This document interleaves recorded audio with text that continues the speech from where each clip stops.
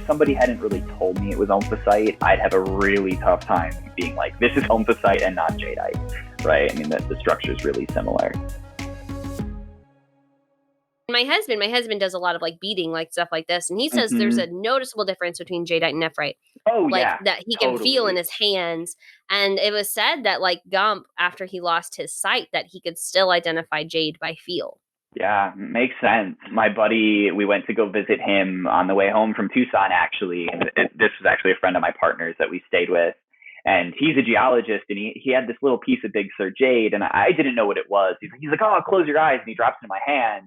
And I was like, I was kind of feeling it. I was like, oh, this is from Big Sur, and it just blew him away. And it's like, whoa! But there's a feel to it, and especially the ocean polished pieces and alluvial stuff. You get this feel and this luster to it that just you're not gonna get from other stones.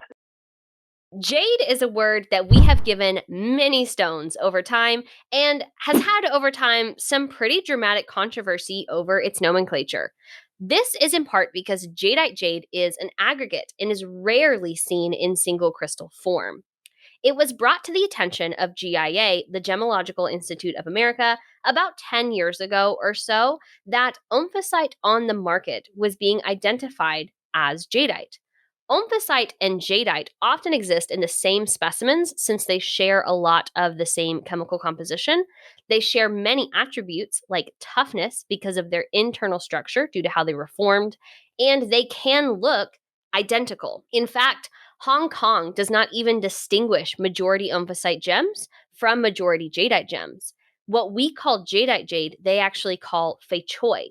And it's actually defined as a granular to fibrous polycrystalline aggregate, which is composed solely or principally of any of the following or any combination of the following: jadeite, omphacite, or Kosmochlor. I'm here with Shane Zach of Freshwater Jade, and I purchased from him this really incredible omphacite specimen. And I just love it, and I'm in love with it because finding pieces, in my opinion, that are known to be omphacite can be kind of hard. So having this as something that I can examine and that I can touch is like a huge, huge luxury for me. Shane, why don't you tell everybody a little bit about what you do and how amazing it is that you get to sell cool stuff like this, and maybe we can think about telling people what this is. Yeah. So I run Freshwater Jade.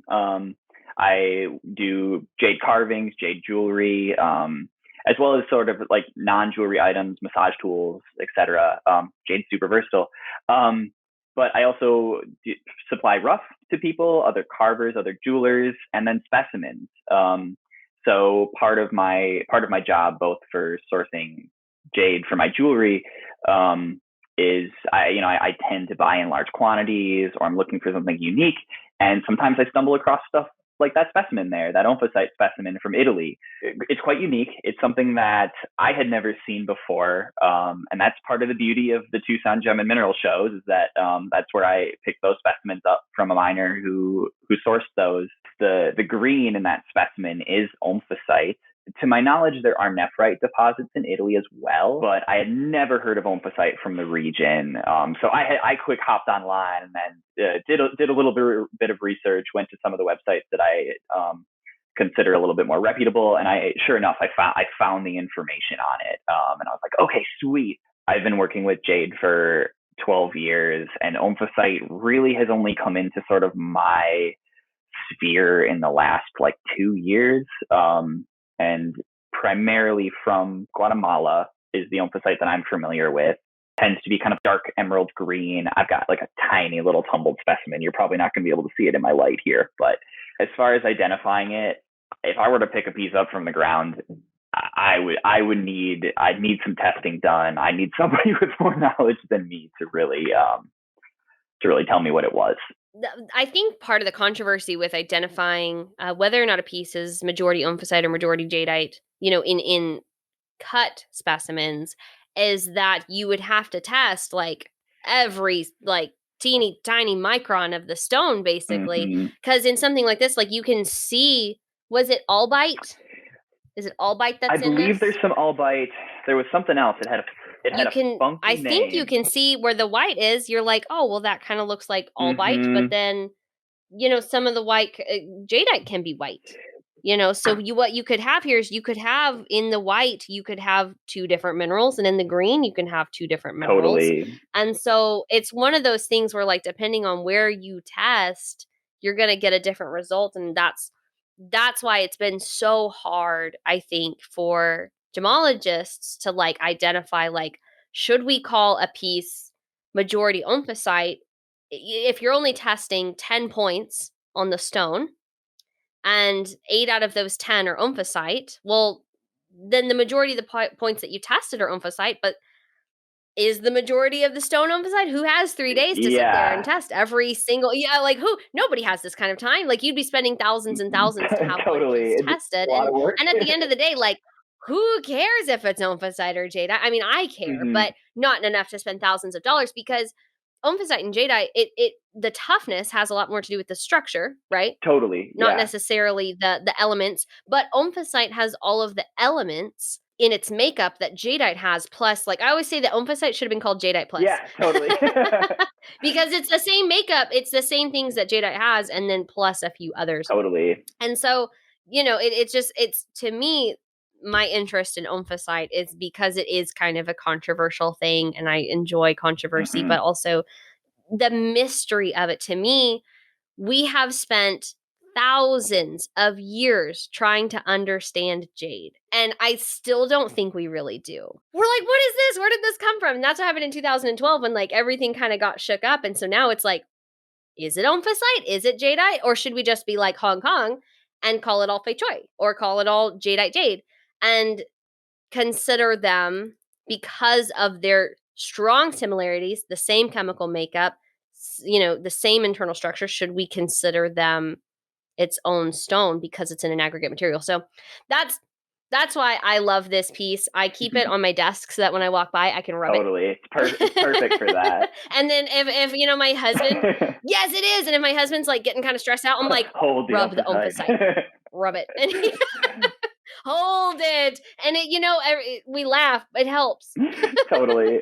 So it's a piece that I really love. So Shane, I'm so glad that you sold this to me. I'm glad you own a piece of it. It's really unique. So one other thing I wanted to mention with it, and this was kind of like a for fun conversation my friends and I were having. He deals mostly in jadeite.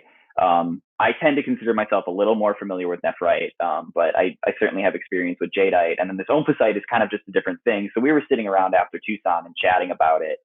And we were kind of just talking about nomenclature, because it does get super confusing, especially now that there's like a third thing that we're calling jade.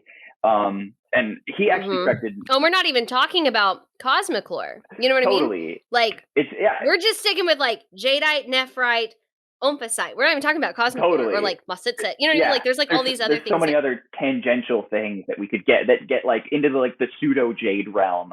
But with the omphacite, he actually corrected me, because I was calling it like a type of jadeite, and it, like, as a like omphacite jadeite, because it has jadeite in it. And so he was like, no, he's like, what it is it's a jade. It's omphacite jade, just like jadeite jade and nephrite jade. It is its own thing. And to call it an omphacite jadeite, it doesn't make any sense. It's confusing. It's like saying something is nephrite jadeite. It's not a thing.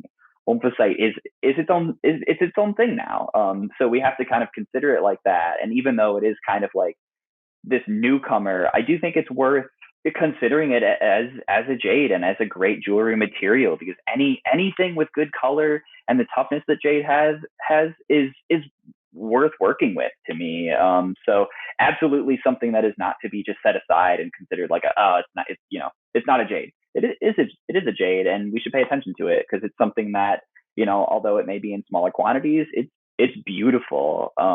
So every time I've seen it, it comes in these really great, either kind of bright apple greens like the piece you've got, or these darker emeralds that are coming from Guatemala. And it's a great stone. Everyone, if you want to learn more about Shane, he is all over the internet. He's on Instagram. He's on Etsy. Go follow him, message him, buy stuff from him. He's an incredible carver. He sold me all kinds of really fun pieces, which you can actually see in our other video. So I'm going to link to that below and up in the corner, wherever wherever the corner is.